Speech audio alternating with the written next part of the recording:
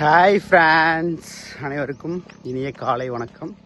திங்கட்கிழமை எல்லாம் பொங்கல் ஹாலிடேஸ்லாம் முடிஞ்சு பரபரன்னு கொஞ்சம் வேலைக்கு எல்லாம் பிள்ளைகள் அனுப்ப எல்லாம் ஊரில் இருப்போம். இன்றைக்கி ஒரு சின்னது ஒரு தவளை இருக்குது.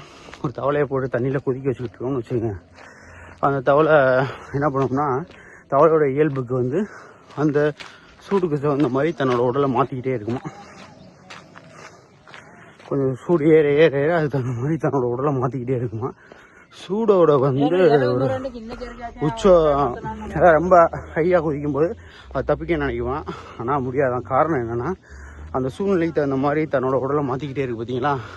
அதில் அதோட மொத்த ஸ்ட்ரென்த்தையும் விட்டுருக்கும்போது அதே தப்பிக்க நினச்சாலும் அந்த இடத்துல தப்பிக்க முடியாமல் போயிடுது, ஃபினிஷ் ஆயிடுது. அது என்ன சொல்கிறாங்கன்னா, நம்மளும் அந்த மாதிரி தான். சூழ்நிலைக்கு தகுந்த மாதிரி பல இடங்கள் நம்ம அனுசரித்து போவோம், செய்வோம், எல்லாமே பண்ணிட்டு இப்படியே அனுசரிச்சுக்கிட்டே போய்கிட்டே இருந்தோம்னா நம்ம இந்த ஒரு இடத்துல எந்திரிக்க முடியாமல் போகும். அது நம்ம எந்த இடத்துல எப்படி நான் அனுசரித்து போவோம்னா, நம்ம சந்திக்கிற சூழ்நிலைகள் மன ரீதியாகவும் இருக்கும், பண ரீதியாகவும் இருக்கும், உடல் ரீதியாகவும் இருக்கும். இந்த பல சூழ்நிலைகள் நம்ம சந்திக்க இருப்போம். அதில் வந்து அந்த சூழ்நிலைக்கு ஏற்ப நம்ம அனுசரிச்சே போய்கிட்டு இருந்தோம்னு வச்சுக்கோங்க, மொத்தமாக வந்து தவளை மாதிரி தான் நம்மளும் ஆகி போயிடும். எந்த இடத்துல நம்ம எதிர்கொள்ளணுமோ அந்த இடத்துல எதிர்க்க ஆரம்பித்தோம்னா நம்ம அந்த இடத்துல இருந்து நம்ம தப்பிச்சுக்கணும். இப்போ இருக்க காலத்தில் வந்து அப்படி தப்பிக்கணும். ஏன்னா நம்ம தப்பிச்சாதான் நம்ம நல்லா இருக்கணும், நம்ம சுற்றி இருக்கவங்க நம்மளை சார்ந்தவங்க நல்லா இருக்க முடியும். அந்த மாதிரி அந்த சூழ்நிலையில் தப்பிக்க எல்லா நேரத்துலையும் அனுசரிச்சுக்கிட்டே போய்கிட்டு இருந்தீங்கன்னா நம்மளும் அனுசரிச்சிருவாங்க. ஒன்று ஒரு குளத்தில் வந்து மீன் பாம்பு ரெண்டு குரூப் நண்பர்களாக இருக்காங்க. ரொம்ப நாள் நண்பர்களாக இருக்கப்ப அந்த குளத்தில் தண்ணீர் பஞ்சம் வந்துடுது. தண்ணீர் பஞ்சம் வந்தோம்னே என்ன ஆயிடுச்சுன்னா, அவங்களுக்குள்ள சண்டையாகி போயிடுது. அப்போ வந்து நீ பிரிச்சுக்கிறாங்க. நம்ம தான் மாதிரி தான் இந்த வரப்பு பிரிச்சுக்கிறோம்ல, வாய்க்காடு சண்டை வந்தா அந்த மாதிரி அவங்களுக்குள்ள பிரச்சனை. என் இடத்துக்குள்ள நீ வரக்கூடாது, உன் இடத்துக்குள்ள நான் வரக்கூடாதுன்னு சொல்லிட்டு. அப்போ அதில் வந்து ஒரு விலாங்கு மீன் இருக்குது அந்த குரூப்பில்.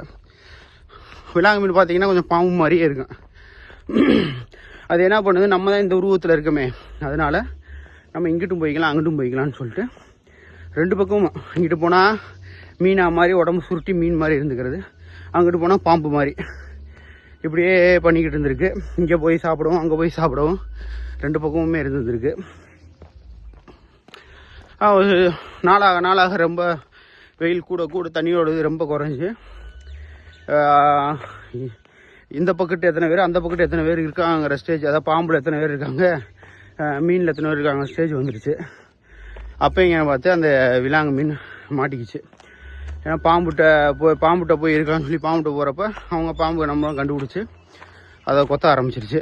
சரி, அங்கேருந்து தப்பிச்சு நம்ம மீன் இனத்துக்கு வருவோம்னு சொல்லி மீன் இனத்துக்கு வந்தாலும் அங்கே இருக்க மீன்கள்லாம் கடிக்க ஆரம்பிச்சிருச்சு.